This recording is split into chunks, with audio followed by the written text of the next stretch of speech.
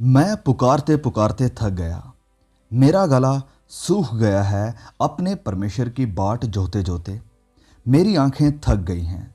जो अकारण मेरे बैरी हैं वह गिनती में मेरे सर के बालों से अधिक हैं। मेरा विनाश करने वाले जो व्यर्थ मेरे शत्रु हैं वह सामर्थी हैं। ये सब क्रूस के ऊपर हुआ, लेकिन वहां पूरा क्या हुआ, अकम्प्लिश क्या किया गया वहां पर। तो आगे लिखा है, इसलिए जो मैंने लूटा नहीं वह भी मुझको देना पड़ा। Then I restored that which I took not away। मतलब कि मुझे उसका भुगतान करना पड़ा जो मैंने लिया भी नहीं था। अदन की वाटिका में वह चोर जो किसी और काम के लिए नहीं परंतु केवल चोरी करने और घात करने और नष्ट करने को आता है, उसने चोरी की, घात किया और हमारे फोर फादर्स यानी आदम और हवा को गुमराह किया, और जो अधिकार परमेश्वर ने इंसान को दिया था वह सब नष्ट कर दिया और उसे चुरा लिया। लेकिन कलवरी पहाड़ के ऊपर प्रभु यीशु ने इस नामुमकिन को मुमकिन किया, इम्पॉसिबल को पॉसिबल किया, और वह काम अकम्प्लिश किया जिसे हमने बिगाड़ा था। उसे अकम्प्लिश किया जिसे हमने बिगाड़ा था। इब्रानियों 9:26 में लिखा है, नहीं तो जगत की उत्पत्ति से लेकर उसको बार बार दुख उठाना पड़ता, पर अब युग के अंत में वह एक बार प्रकट हुआ है ताकि अपने ही बलिदान के द्वारा पाप को दूर करे। जब मसीह यीशु क्रूस के ऊपर थे तो वहां पर सिर्फ ये भजन संहिता 69 की भविष्यवाणी ही पूरी नहीं हुई, जो है कि इसलिए जो मैंने लूटा नहीं वह भी मुझको देना पड़ा। वरन वहां पर आगे जब हम आते हैं वचनों में बताता है कि युग के अंत में वह एक बार प्रकट हुआ है ताकि अपने बलिदान के द्वारा पाप को दूर कर दे। देखिए, अदन की वाटिका में शैतान सिन यानी पाप को सबके सामने लेकर आया, सबके सामने उसे डिस्प्ले किया, पूरी दुनिया इसे देख सके इस कारण, ताकि सब लोग इस पाप से वाकिफ हो सके। लेकिन जब प्रभु यीशु आए इस दुनिया में, उन्होंने उस पाप को लिया जिसे शैतान ने सबके सामने डिस्प्ले किया था, और इसे प्रभु यीशु ने हरा दिया। ही पुट इट अवे, इसकी ताकत को खत्म कर दिया। अब उसने पाप के बारे में असल में क्या खत्म किया? पाप की किस ताकत को हराया? पाप की मजदूरी को। The wages of sin, the death, मृत्यु यानी मौत। उसने मौत को हराया, पाप की जो ताकत थी, मौत उसे खत्म किया। और ध्यान दीजिए कैसे। वचन में लिखा है कि अपने ही बलिदान के द्वारा, by the sacrifice of himself, अपने ही बलिदान के द्वारा। हम अपने आसपास में अगर देखें तो जब कोई किसी के लिए कुछ करता है तो लोग कहते हैं कि वाह क्या बलिदान है, कितना सैक्रिफाइस है।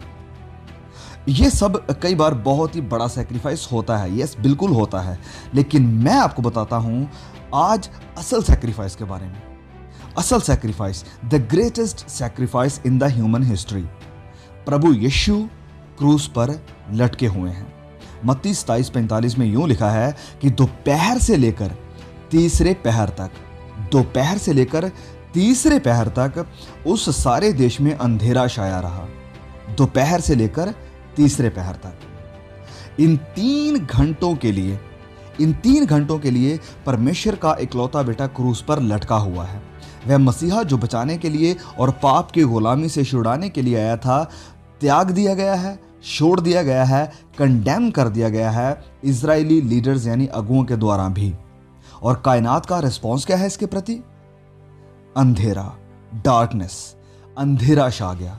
दोपहर को ही आधी रात हो गई। वह सब जो उसके साथ थे, सब के सब तितर बितर हो गए, एक्सेप्ट 2 और 3। उन सभी ने उसकी तरफ अपनी पीठ कर ली। क्रूस के ऊपर मैं बड़े दलदल में धंसा जाता हूं और मेरे पैर नहीं रुकते। मैं गहरे जल में आ गया और धारा में डूबा जाता हूं। मैं पुकारते पुकारते थक गया, मेरा गला सूख गया है। अपने परमेश्वर की बाट जोते जोते मेरी आंखें रह गई हैं। जो अकारण मेरे बैरी हैं वह गिनती में मेरे सर के बालों से अधिक हैं। मेरा विनाश करने वाले जो व्यर्थ मेरे शत्रु हैं वह सामर्थी हैं। और मत्ती इस बात को रिकॉर्ड करते हैं जो प्रभु यीशु ने क्रूस के ऊपर कही। मत्ती अध्याय 27 वचन 46।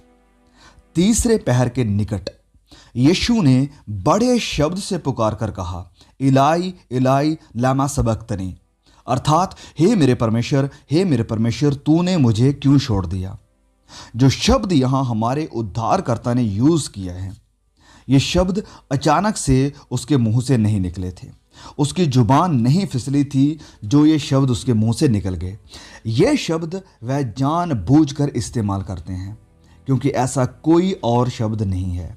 वह इस शब्द छोड़ दिया यानी फॉरसेकन का इस्तेमाल करते हैं, जिसका असल में मतलब है अबैंडन्ड, त्याग दिया जाना, डिसर्टेड, जिसका मतलब है कि परमेश्वर को अपनी पीठ उसकी तरफ करनी पड़ी जो उसका इकलौता बेटा था।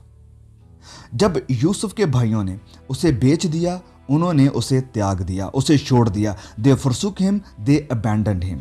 उन्होंने उसकी तरफ अपनी पीठ की और पिता परमेश्वर ने अपनी पीठ अपने इकलौते बेटे की तरफ की। और क्रूस के ऊपर प्रभु यीशु त्याग दिए गए, अकेले छोड़ दिए गए। और वह ये सवाल पूछते हैं कि क्यों इन हिज ह्यूमैनिटी, अपने इंसानी नेचर में वह खुदा से सवाल पूछ रहे हैं कि क्यों।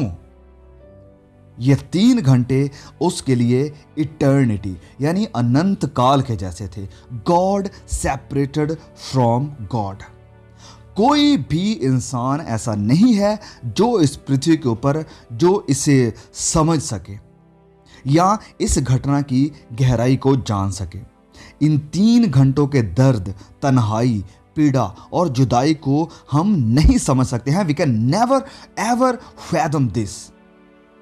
जो पाप से अज्ञात था उसी को उसने हमारे लिए पाप ठहराया। हमारे लिए 3 घंटों की या 3 घंटों तक वह हमारे पापों की पेनल्टी यानी जुर्माना भुगत रहा था और 3 घंटों के बाद वह मर गया। ये बस कोई इंसानी या जिस्मानी मौत नहीं थी, ये वो मौत थी जो व्याख्या से बाहर है। पौलुस बाद में इसे बयान करने के लिए लिखते हैं कि जो पाप से अज्ञात था, अनजान था, जिसने कभी कोई गुनाह नहीं किया था, वह पाप यानी गुनाह बन गया। वह ऐसी मौत इसलिए मरा ताकि मुझे और आपको ऐसी मौत ना मरना पड़े। यह है सैक्रिफाइस, ये है असल बलिदान जिसने हमारे गुनाहों का जुर्माना भरा, हमारे पापों का भुगतान किया। इसलिए पवित्र बाइबल बयान करती है कि हमारा छुटकारा उसमें है, उसके बहे हुए लहू के द्वारा। 3 घंटों तक क्रूस के ऊपर वह लटका रहा, छोड़ दिया गया, त्याग दिया गया हर एक के द्वारा जिन्हें वह जानता था और जिनसे उसने मोहब्बत की थी। 3 घंटों तक। That's a greatest sacrifice. वह तन्हाई से होकर गुजरा, भले ही उसका कोई भी दोष नहीं था।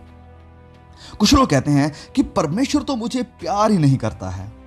मेरे प्रियो, परमेश्वर तो हम पर अपने प्रेम की, अपने प्यार की भलाई इस रीति से प्रकट करता है कि जब हम पापी ही थे तभी मसीही हमारे लिए मरा। 3 घंटों तक पल पल वह मरा क्योंकि वह छोड़ दिया गया था, वह त्याग दिया गया था। आज अगर आप प्रभु यीशु को नहीं जानते हैं तो वह आपको अब भी मौका दे रहे हैं। He is not holding you accountable for your sins right now। जिसका मतलब है कि आप बचाए जा सकते हैं, आपका उद्धार हो सकता है। In other words, you are savable, you are saveable.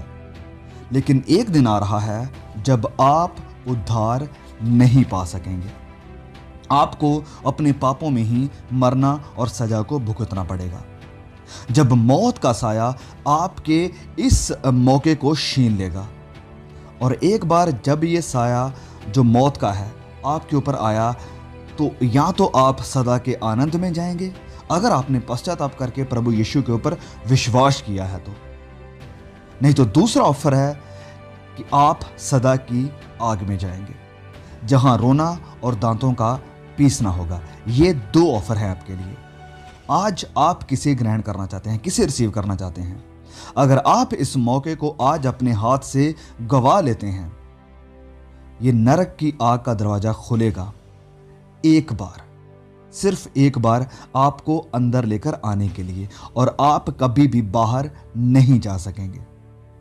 जो प्रभु यीशु ने आपके छुटकारे, आपकी माफी और आपको जीवन देने के लिए 3 घंटों तक क्रूस के ऊपर किया, आप इसे रिसीव करें, इसे स्वीकार करें। और वचन हमें बताता है कि विश्वास के द्वारा अनुग्रह से तुम्हारा उद्धार हुआ है।